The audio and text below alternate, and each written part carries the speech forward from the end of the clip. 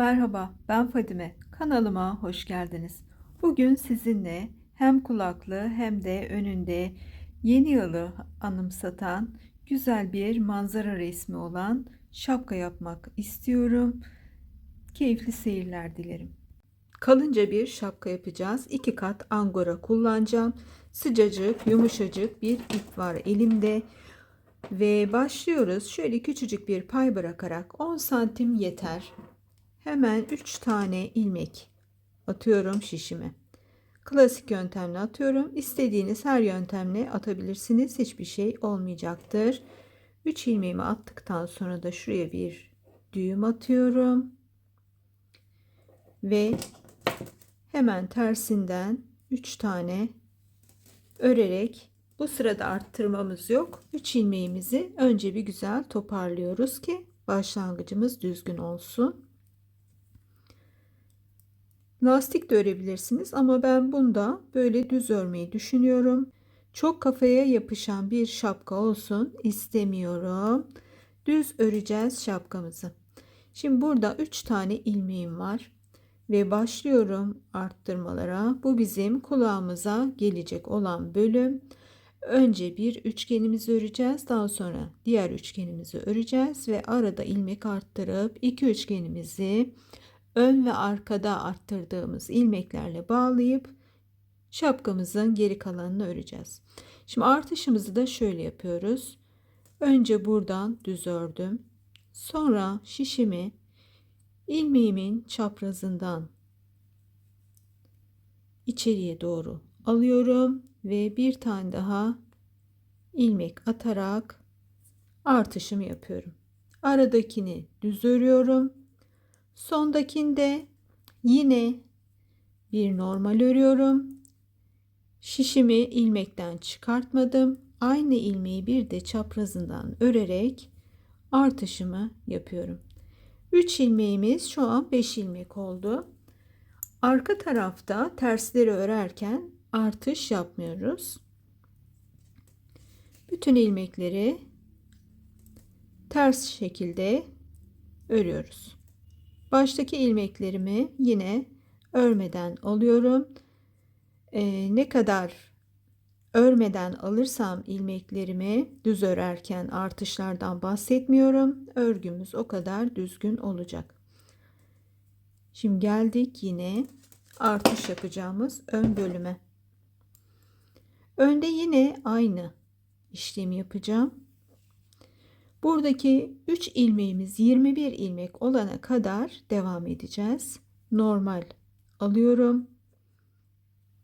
Ve bir de çaprazından ilmeğime girerek bir tane daha örüyorum. Artışım yine gerçekleşti. Burada aralardakileri normal örüyorum. Sondaki ilmeğimde yine artışım var. Ve yine çaprazından girdim ve artış yaptım. 2, 4, 6, 7. 3 ilmeğimiz önce 5, şimdi 7 oldu. Ve dönüyoruz. Tersimizi yine artış yapmadan ilk ilmeğimi örmeden alarak tersten örüyorum.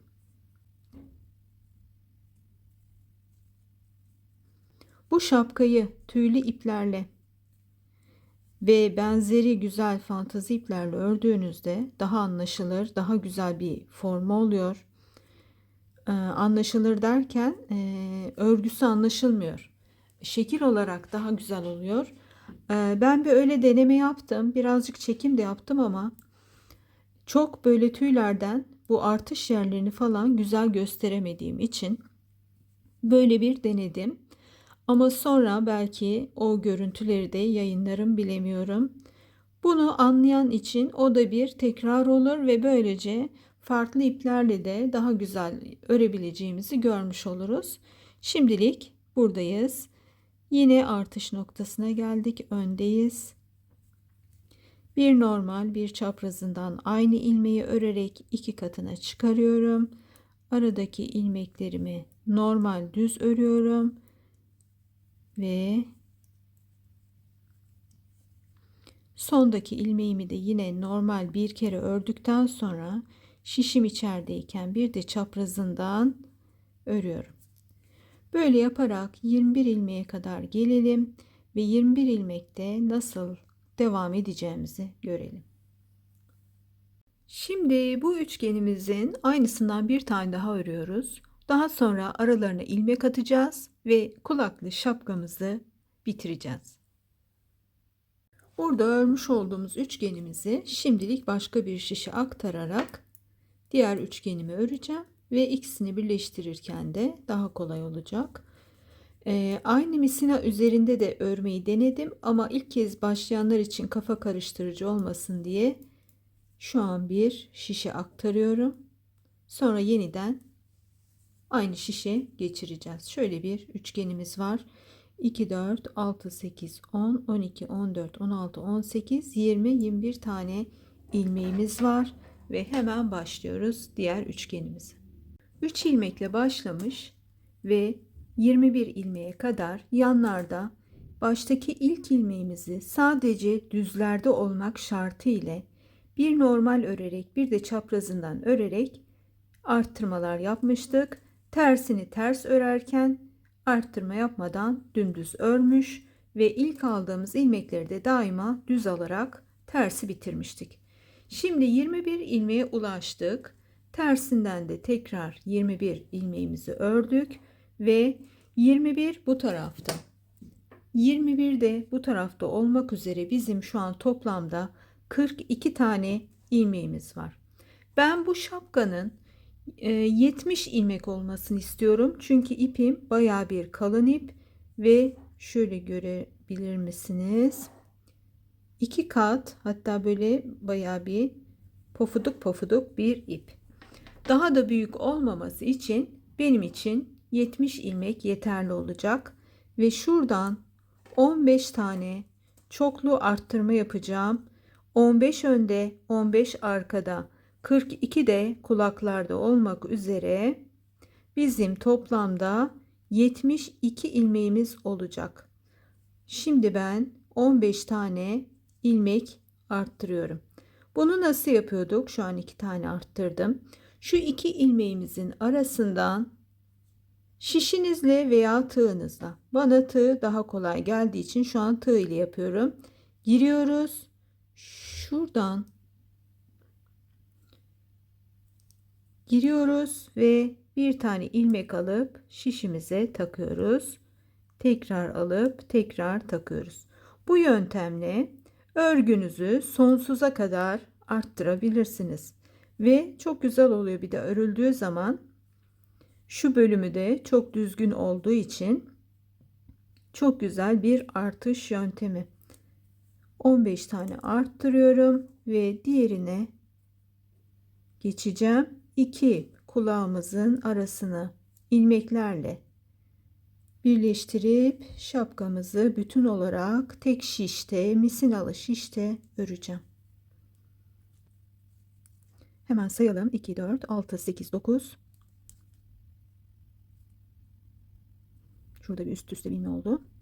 10, 11, 12, 13. Şöyle birazcık bol bırakıyorum. Üst üste binince biraz zorladı. 14 ve 15. Burada hemen diğer bölümü buraya geçireceğiz arkadaşlar. Düzünün düze denk gelmesine dikkat ediyoruz.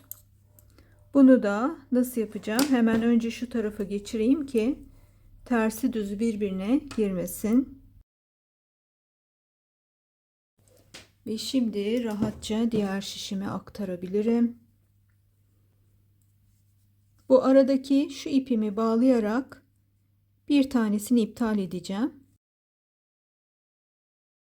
Ve geldik şimdi yine 15 tane ilmek yapmaya. Şöyle bir görüntümüz var. Ve yine burada 15 tane ilmek çıkarıyorum. Şöyle bir tanesini alıyorum. Aradan geçiriyorum ve çıkarıyorum. Bol bırakıp Diğerini alırken şu parmağımla çekiyorum ipimi ve düzeltiyorum. Şimdi burada ne yapıyoruz? Güzelce şöyle karşılıklı gelecek şekilde misinamızda bir düzenleme yapıyoruz. Ve artık yuvarlak bir şekilde örmeye devam edebiliriz. Şuradaki şişimi birazcık çekiyorum. Şu şişimi düzeltiyorum.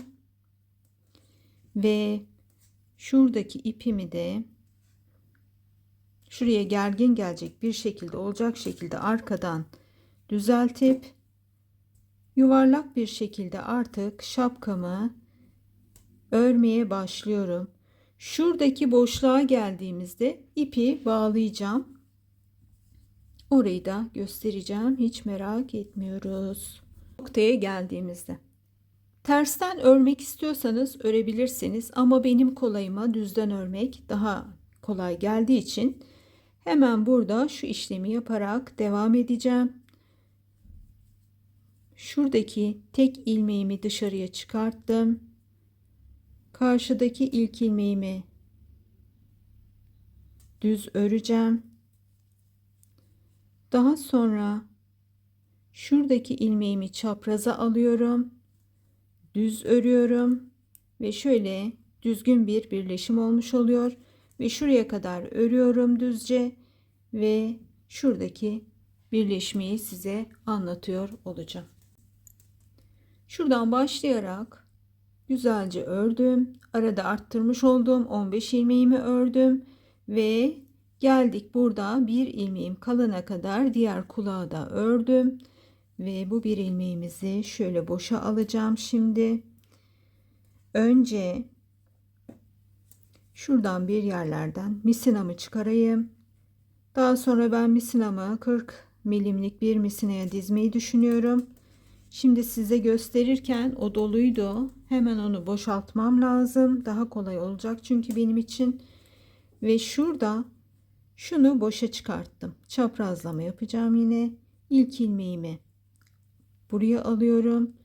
Bunu buraya alıyorum ve örerek devam ediyorum.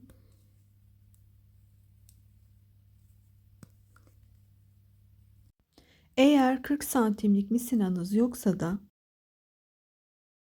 eldiven örerken yapmış olduğum gibi şuradaki parçayı çıkarıyorsunuz.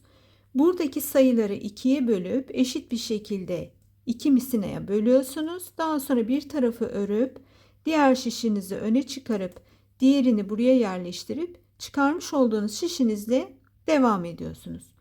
Tek bir misinalı şişiniz varsa da öyle yapabilirsiniz. Mecbur değilsiniz aynı noktaya dönmeye. Şimdi ben burada birkaç sıra daha ördükten sonra buluşalım. Şapkam daha bir şekillenmiş olacak. O noktada detayları konuşalım. Burada havada boşta kalan, işlevsiz kalan ipimizi de şöyle yaparak arkadaşlar buradan bir ilmek alıyorum. Düğüm atıyorum.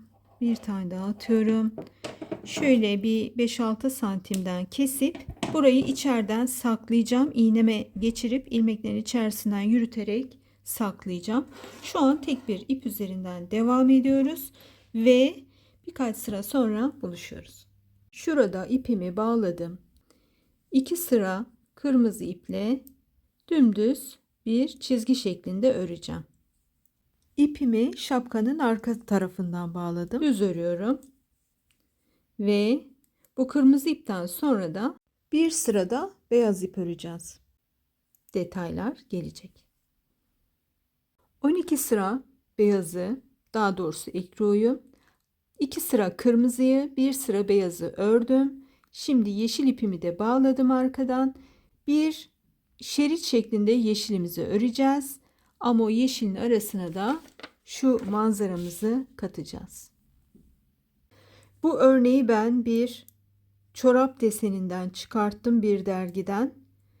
Orada incecik iplikle, şu iplik sanırım onun için bile kalın, bundan daha ince bir iplikle çorap örmüşler. Beyaz ipim desen için bana lazım. O yüzden yeşil ipimi örerken arada yürütüyorum.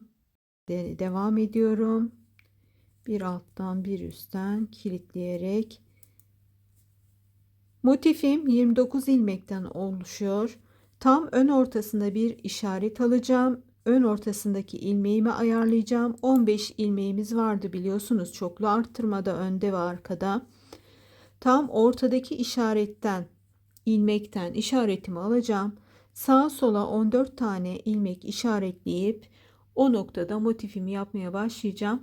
Ben birazcık daha buraya kadar geleyim. Uzun uzun sürmesin. Devam edelim orada. Tam ön ortasından 15. ilmeğimiz vardı şurada. 15 tane ilmeğimiz vardı. 8. ilmekten yukarıya çıkarak bir işaret aldım. İlmeğimin hemen üzerine aldım. Sağına soluna değil. Sonra ilmeğimden hariç 14 tane bu tarafa işaretledim. 14 tane de bu tarafa işaretledim. Şu arada bizim 29 tane ilmeğimiz var. Bu 29 ilmek üzerine şimdi ağaçlarımızı ve evimizi yapacağız. Hemen başlıyoruz.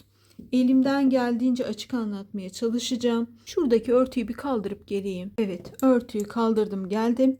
Arada da başka bir çekim yapmıştım. Beyaz örtü oradan kaldı. Kusura bakmayın bu dalgınlığım için. Şimdi devam ediyoruz. Yeşil ipimi bu tarafa, beyaz ipimi de sağ elime aldım ve öre öre gideceğiz. Bir tane beyaz örüyorum. 2 tane yeşil örüyorum.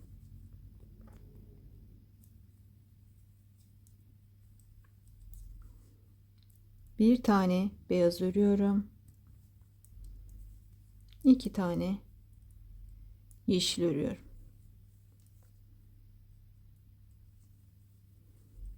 Tekrar beyaz ördüm. 4 tane beyaz olacak.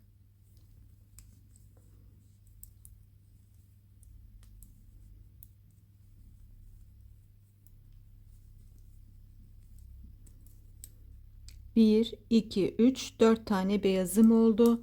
Şimdi 2 tane daha yeşil örüyorum. 1, 2. Şimdi başlıyoruz evimizi yapmaya. 4 tane beyaz yaptık. Aralarda yeşillerimiz var ve bu ortadayız, tam şapkamızın ön ortasındayız. İkinci beyazımı yaptım. Arada yeşil ipimi yürütüyorum. Üçüncü beyazım, dördüncü beyazım, beşinci beyazım. Tekrar burada 2 tane yeşil yapıyorum.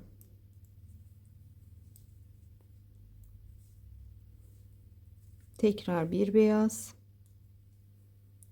tekrar 2 yeşil, tekrar beyaz,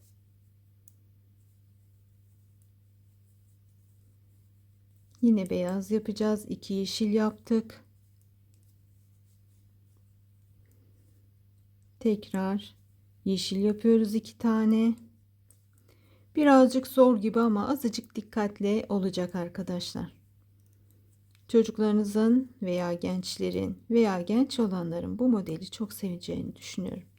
Şimdi burada evden sonra evimiz 5 ilmek. 1, 2, 3, 4 tane beyazı yaptık. Şimdi yine şuradaki işaretimize kadar arkada yeşili tek başına içinden beyazları yürüte yürüte yeşil örüyoruz. Ve o noktaya geldiğimizde buluşalım. Şimdi geldik motifimizi yapacağımız bölüme. Burada da geçiyoruz yine yeşillere. Şurada bizim evimizin yanındaki birinci değil ikinci beyazımız ağacımız olacak. O yüzden ağacımıza kadar yeşil yapıyoruz.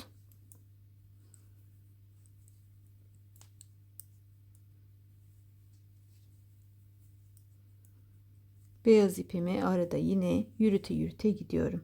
Birinci değil ikinciyi de.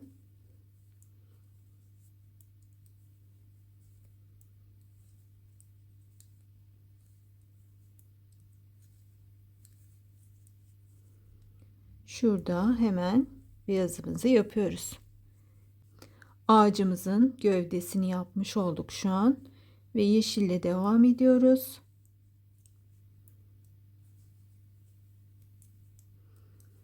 Buradaki beyazımızın üzeri de yeşil olacak.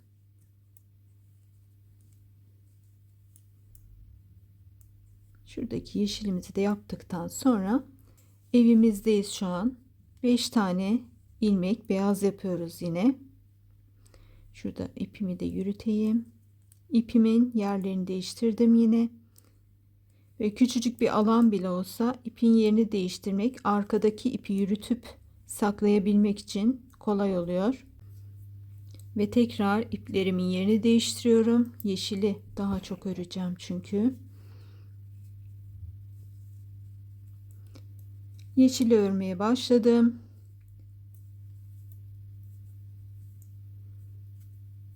İkinci yeşil, aradaki beyazın üzerinde yeşil yapıyorum. 3 4 ve tekrar alttan geçirdim. 5. yeşilimi ördüm.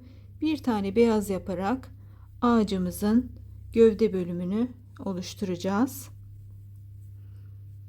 Ve gerisi artık yeşil. Ne zamana kadar? Şuraya kadar devam edeceğiz yine. Şuradaki ağacımızdan önce, gövde bölümünden önce ben 2 sıra önce beyaz yapmaya başlayacağım. O noktada buluşalım. Şimdi geldik gövdemizin sağlı sollu 2 tane ilmeğin üzerine 2 tane beyaz yapmaya.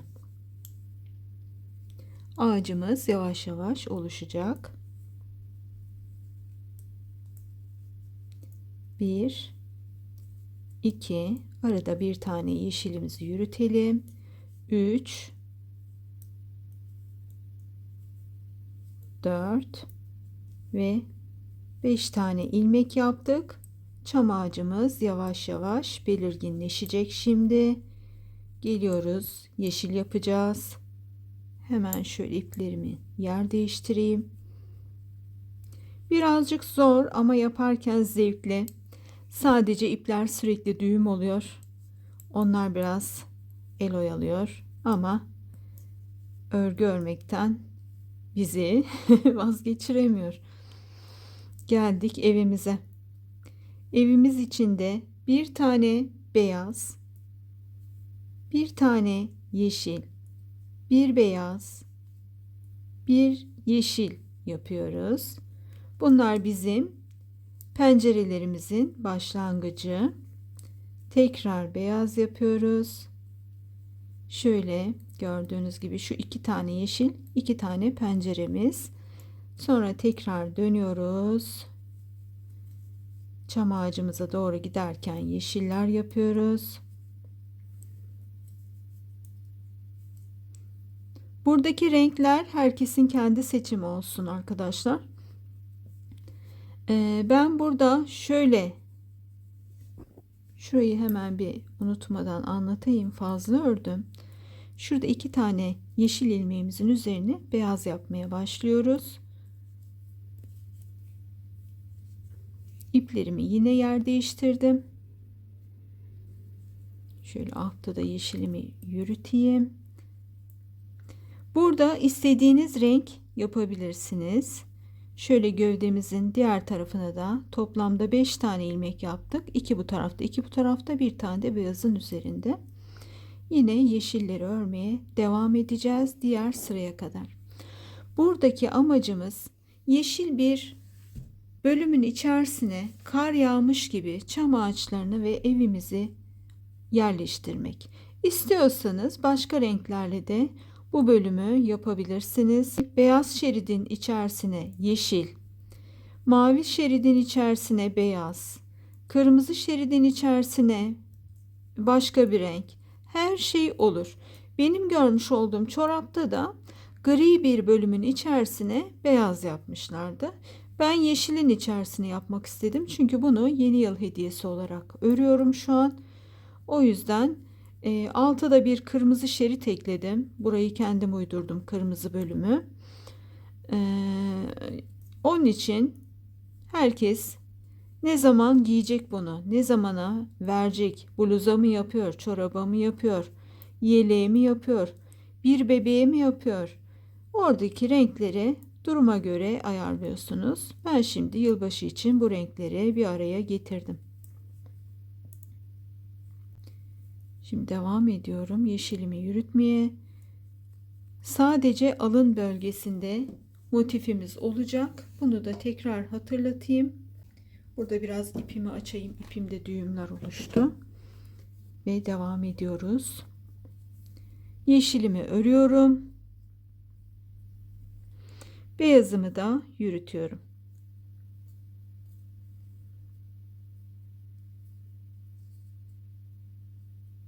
Bu ipin kendinden dolayı bir gariplik var. Neyse, burayı arkaya çekeceğim artık. Düğüm zannettim ama değilmiş.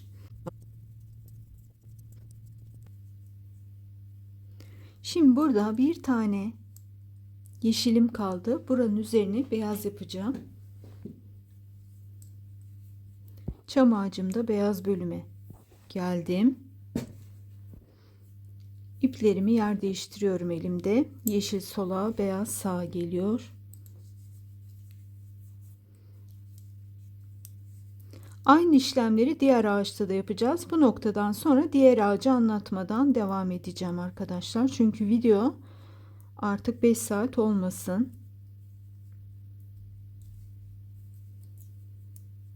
Burada bizim altta 5 tane ilmeğimiz vardı. Şu an 7 ilmeğe çıkacak. Sağlı sollu birer tane beyazı arttırdık. Yeşilimiz de arada azalmış oldu. Yeşili yine ağacın arkasında yürüttüm. Yine ipimizi değiştirdim. Şurada 2 tane yeşil yapacağım. Tekrar beyaza geldim. Aynen alttaki gibi beyazın üstünü beyaz, yeşilin üstünü yeşil yapıyorum. Böylece penceremiz birazcık daha büyümüş olacak. Ve buradan sonra çam ağacımızda yedili yapacağız. Aynen şu tarafta olduğu gibi. Ben şuradaki çam ağacımıza geldiğimde tekrar buluşalım. İkinci bölümde devam edeceğiz. Şimdilik hoşça kalın.